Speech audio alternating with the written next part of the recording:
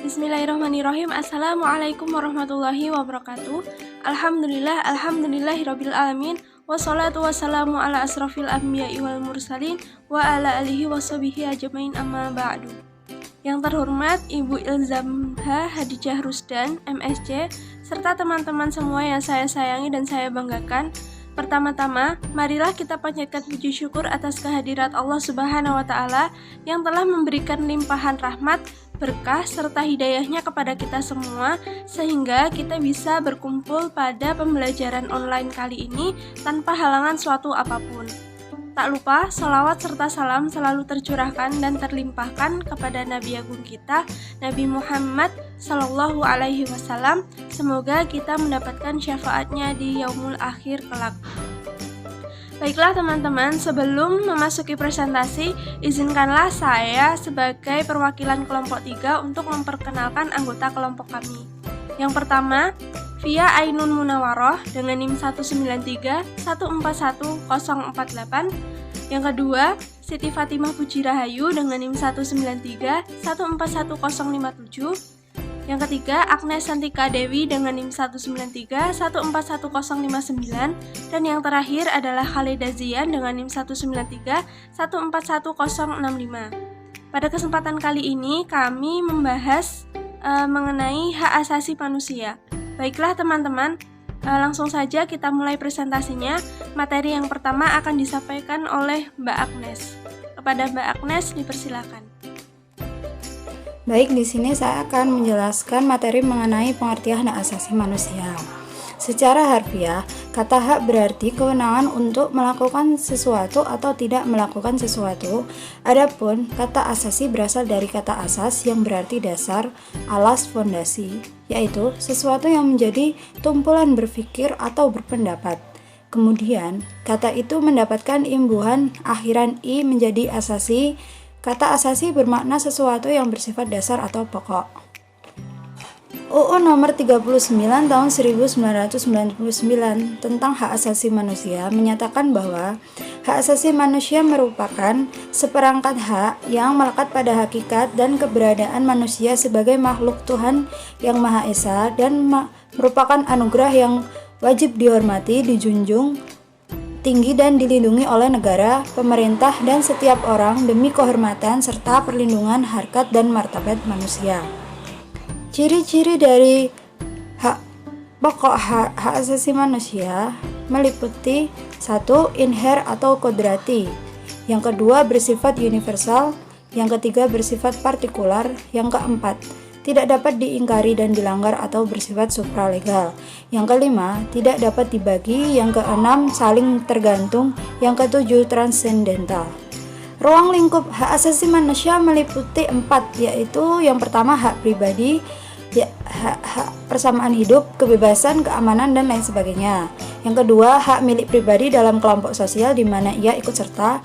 Yang ketiga, kebebasan sipil dan politik untuk dapat ikut serta dalam pemerintah. Dan yang keempat, hak-hak berkenaan dengan masalah ekonomi dan sosial.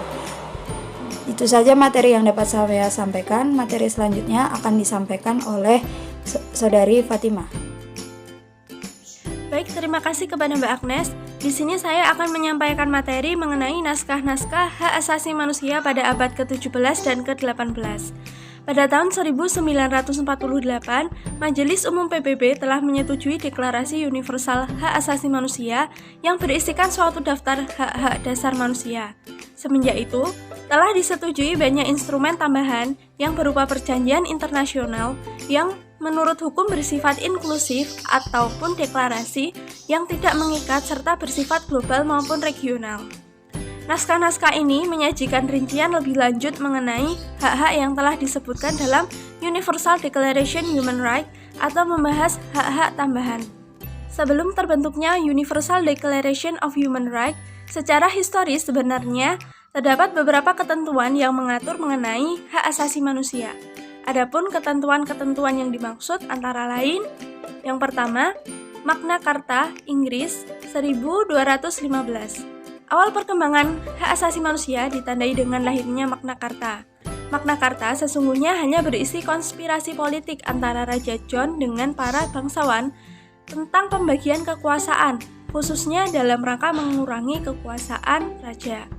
Yang diperjuangkan adalah kepentingan para bangsawan, sekalipun di dalamnya menyangkut beberapa hak dan kebebasan rakyat. Prinsip-prinsip yang dikemukakan oleh para bangsawan Inggris adalah mengatur mengenai pembatasan kekuasaan raja, sedangkan hak asasi manusia lebih penting daripada kekuasaan raja, dan perlindungan hak warga negara yang selalu didasarkan pada ketentuan hukum. Adapun isi Magna Carta antara lain, yang pertama, raja beserta keturunannya berjanji akan menghormati kemerdekaan, hak dan kebebasan gereja Inggris. Yang kedua, raja berjanji kepada penduduk kerajaan yang bebas untuk memberikan hak-hak. Yang ketiga, para petugas keamanan dan pemungut pajak akan menghormati hak-hak penduduk. Yang keempat, polisi ataupun jaksa tidak dapat menuntut seseorang tanpa bukti dan sanksi yang sah.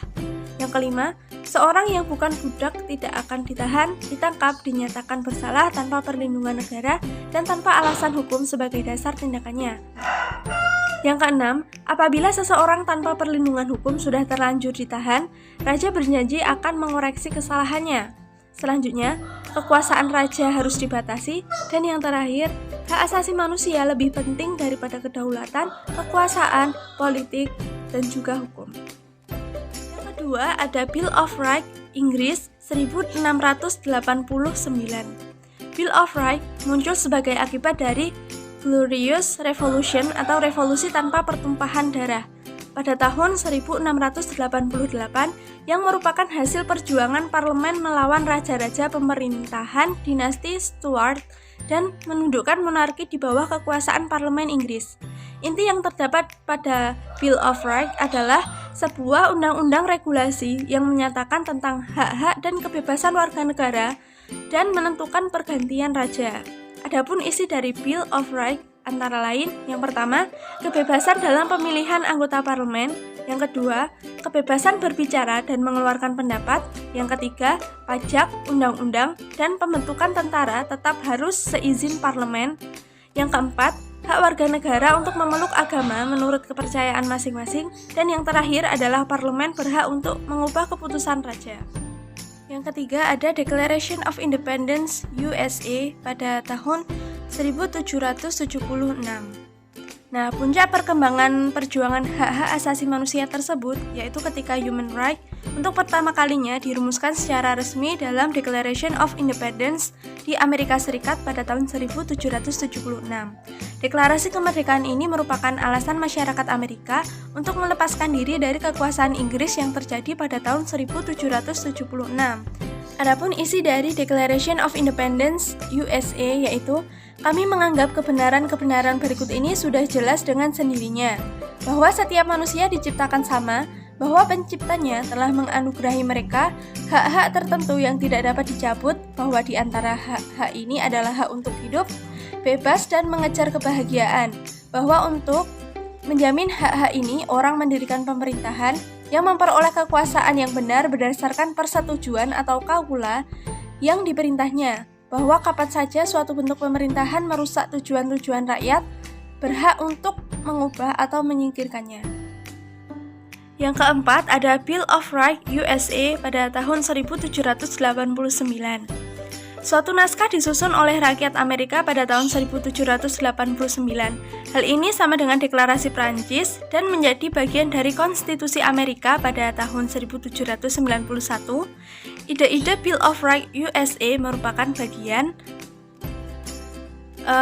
dari sentuhan-sentuhan kontribusi para pemikir filosofi dan politik Prancis. Isi dari Bill of Rights USA antara lain, yang pertama, equality before the law, yaitu kesetaraan di depan hukum. Yang kedua, due process of law, atau proses hukum. Yang ketiga, freedoms from arbitrary arrest and imprisonment, atau kebebasan dari penangkapan dan pemenjaraan sewenang-wenang. Yang keempat, presumption of innocence, atau praduga tidak bersalah. Yang kelima, fair trial, atau pengadilan yang adil. Dan yang terakhir adalah freedom of assembly, speech, and conscience, atau kebebasan berkumpul, berbicara, dan hati nurani. Yang kelima ada Declaration Destroy the I Home at the Citizen pada tahun 1789. yaitu suatu naskah yang dicetuskan pada permulaan revolusi Prancis sebagai perlawanan terhadap kesewenangan dan rezim lama. Semboyan revolusi Prancis yang terkenal yaitu yang pertama ada liberté atau kemerdekaan, equality yaitu kesamarataan, dan yang terakhir adalah fraternité yaitu kerukunan atau persaudaraan. Maka menurut konstitusi Prancis yang dimaksud dengan hak-hak asasi manusia adalah hak-hak yang dimiliki manusia menurut kodratnya yang tidak dapat dipisahkan dengan hakikatnya. Materi selanjutnya akan disampaikan oleh Mbak Zian. Kepada Mbak Zian dipersilahkan. Oke, materi selanjutnya yaitu lahirnya The Four Freedoms abad ke-20. 4 kebebasan atau The Four Freedoms adalah pidato yang dibacakan oleh Presiden Franklin D. Roosevelt yang diucapkan di depan Kongres Amerika Serikat tanggal 6 Januari 1941. Pidato ini menganjurkan agar setiap manusia dijamin negara dalam 4 kebebasan, yaitu kebebasan untuk berbicara dan melahirkan pikiran atau freedom of speech and expression. Yang kedua ada kebebasan memilih agama sesuai dengan keyakinan dan kepercayaan masing-masing atau disebut juga dengan freedom of religion. Yang ketiga ada kebebasan dari rasa takut atau freedom from fear. Yang keempat ada kebebasan dari kekurangan dan kelaparan atau yang disebut juga freedom from want. Baik, terima kasih. Baik, saya akan menjelaskan materi selanjutnya yaitu Komisi Hak Asasi Manusia. Komnas HAM dibentuk dengan Kepres Nomor 50 Tahun 1993. Kemudian mengalami beberapa penyesuaian setelah dikeluarkannya Undang-Undang Nomor 39 Tahun 1999 tentang Hak Asasi Manusia, yang di dalamnya mengatur Komnas HAM bab 8 pasal 7599. Tujuan Komnas HAM menurut Undang-Undang Nomor 39 Tahun 1999 sebagai berikut. Yang pertama, mengembangkan kondisi yang kondusif bagi pelaksanaan hak asasi sesuai Pancasila, Undang-Undang Dasar 1945, Piagam PBB, dan Deklarasi Universal HAM. Yang kedua yaitu meningkatkan perlindungan dan penegakan hak asasi manusia guna berkembangnya pribadi manusia seutuhnya dan kemampuannya berpartisipasi dalam berbagai bidang kehidupan. Fungsi Komnas HAM adalah sebagai lembaga. Yang pertama adalah pengkajian dan penelitian hak asasi manusia. Yang kedua, penyuluhan tentang hak asasi manusia. Yang ketiga, pemantauan tentang hak asasi manusia.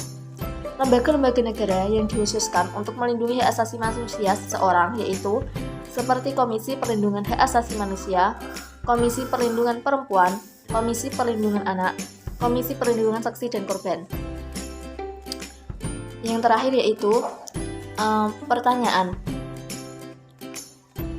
Menurut kelompok kalian, bagaimana penegakan HAM yang ada di Indonesia? Apakah sudah terlaksana dengan baik? Lalu berikan alasannya. Terima kasih. Demikianlah presentasi dari kelompok kami mengenai HAM atau Hak Asasi Manusia. Kurang dan lebihnya kami mohon maaf. Wabillahi taufiq wal hidayah. Wassalamualaikum warahmatullahi wabarakatuh.